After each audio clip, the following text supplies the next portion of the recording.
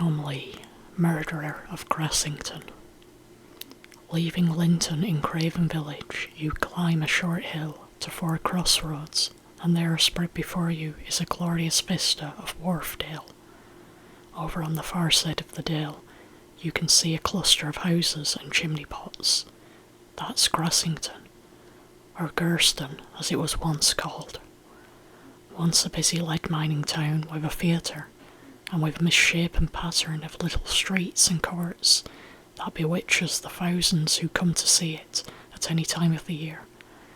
As you walk up the hill, up the main street, out of the cobbled square, you see a little shop on your left with a small sign telling you that you are standing outside Tom Lee's smithy. A smithy, or blacksmith shop, conjures up visions of a jovial but muscular blacksmith, busy perhaps shoeing horses, but here at Gurston the unseen message is beware, murder.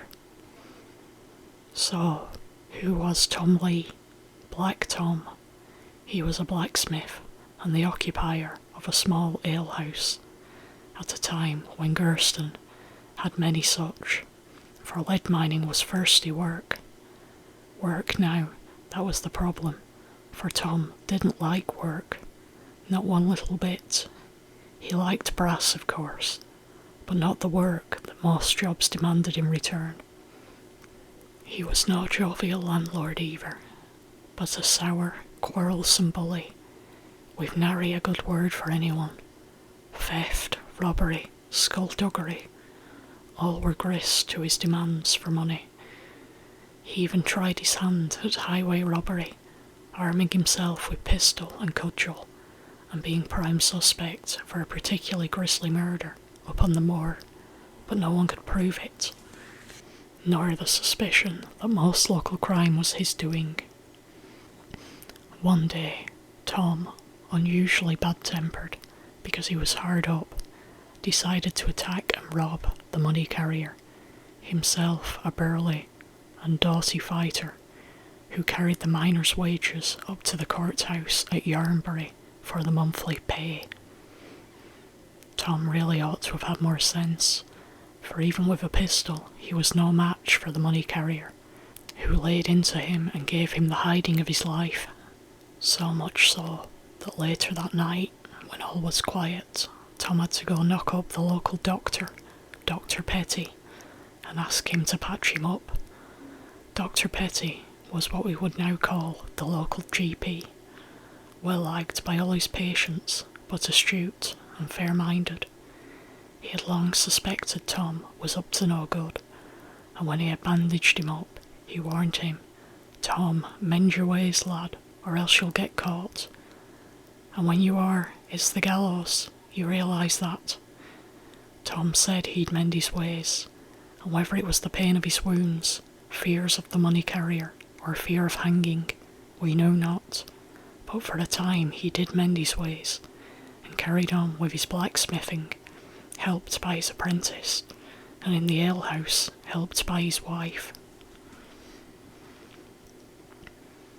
Now, Dr. Petty's round covered quite a large area of the Dale, including Coniston and Kilmsey, the way to which lay along the road that runs through the dark and lonely grass woods high above the river, until the road takes the hill into its own hands, throws away the height, and leaps down to river level, winding along to Coniston Bridge and Kilmsey. Some time after the incident with the money carrier, Tom Lee was in the inn at Kilmsey. He was in a foul bad temper, and was venting it on a local farmer when Dr. Petty walked in on his way home, ready for refreshment. He was sipping his glass of claret when he heard Tom shouting, blustering and threatening, so the doctor had a quiet word with Tom, reminding him that if he wasn't careful, he'd be swinging from the gallows. Tom quietened down, but remained at the bar, glowering at all and sundry, until quietly and scarcely noticed he left the inn and shuffled off into the darkness of the night. After a while, with the satisfaction of a pipe of baccy, some good claret and jolly company, the doctor announced that he must be off home to Gurston.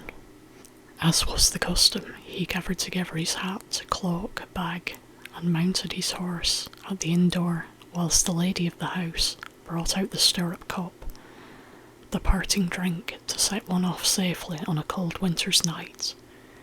The doctor passed a pleasantry, downed the wee dram with a gulp, and passed the glass down to mine hostess, who gasped and cried out in horror, for the glass slivered through her fingers and dropped to the road in 2 pieces.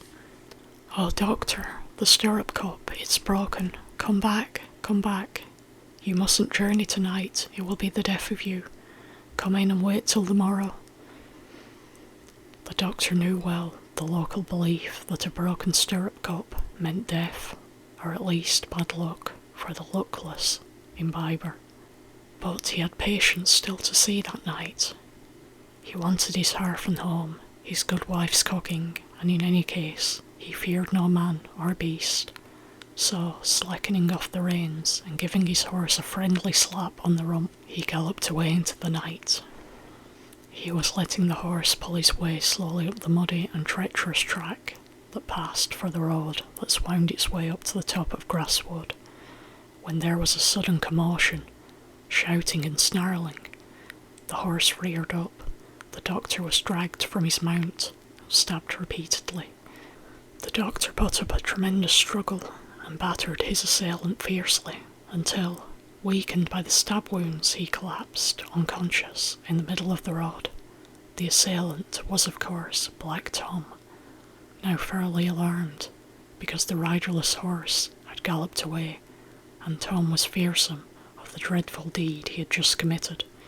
He dragged the body to the roadside, covered it in bracken, and in a bloody and badly shaken state took himself off home. His bruised and blood-stained condition required an explanation, and so badly scarred was Black Tom, he made no attempt to bluster it out with his wife, but told her what had happened, and bade her and the apprentice bathe and bind up his wounds. But now, of course, the riderless horse had returned to the doctor's stables, and people knew something was amiss, but without the doctor or his body, the village could only speculate. Soon after that dastardly night, Tom, worried at the thought that the body was bound to be found eventually, persuaded his wife and the apprentice to go out with him in the wee small hours, recover the body and drag it up through Grasswood to the moor, where they dug a hole in the peat and buried the doctor's mortal remains. With no trace of the doctor or his body, the hue and cry died down, though Tom's obvious injuries did arouse speculation and comment, but things more or less quietened down, and a by now chastened but still apprehensive Black Tom confined himself to blacksmithing and serving and drinking ale. Being a busy centre for the lead mines up in Gurston Moor, the village saw the comings and goings of quite a few strangers, who often had tales and news to tell, which made them centres of conversation in the inns and alehouses. It was 2 such strangers who were supping ale in Tom's house one evening when the conversation got around to the subject of peat and its wonderful preservative properties, how a body buried in peat would stay recognisable with no signs of decay for years. Tom listened aghast, and all the old fears and alarms which were beginning to die down returned. The more he thought about it, the more his fear arose. On the very next moonless night, Tom, his wife, and the apprentice climbed up on the moor, located the place where the body was buried, dug it out, and manhandled it down from the moor, coming down not by Grassington, but by Hebden Gill, and taking the road that runs along the river by the back of Loop Scar. Here they dragged the body to the top of the high cliff and dropped it down into the swollen waters of the River Wharfe. By ill luck for Tom, 2 miners who had been drinking down at Burnsall and who were walking, or perhaps staggering home to Grassington, heard the splash of the body and saw enough in the dark of the night to make them go investigate. The body was quickly identified as that of Dr. Petty, and the nature of the wounds indicated the method of murder. Suspicion immediately fell on Black Tom, and he was arrested. At first, insufficiency of evidence was a problem, especially because a wife cannot testify against her husband. But the apprentice could and did. Lee was tried at York Assizes, hung, and his body taken to Grassington Bridge, where it was hung upon a gibbet, where it remained for many a long day, macabre reminder that crime does not pay.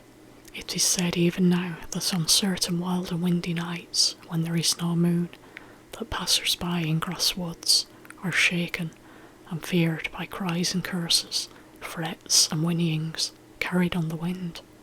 But knowledgeable locals ignore them, for they know that Black Tom, for all his ranting and raving, is just a harmless spirit,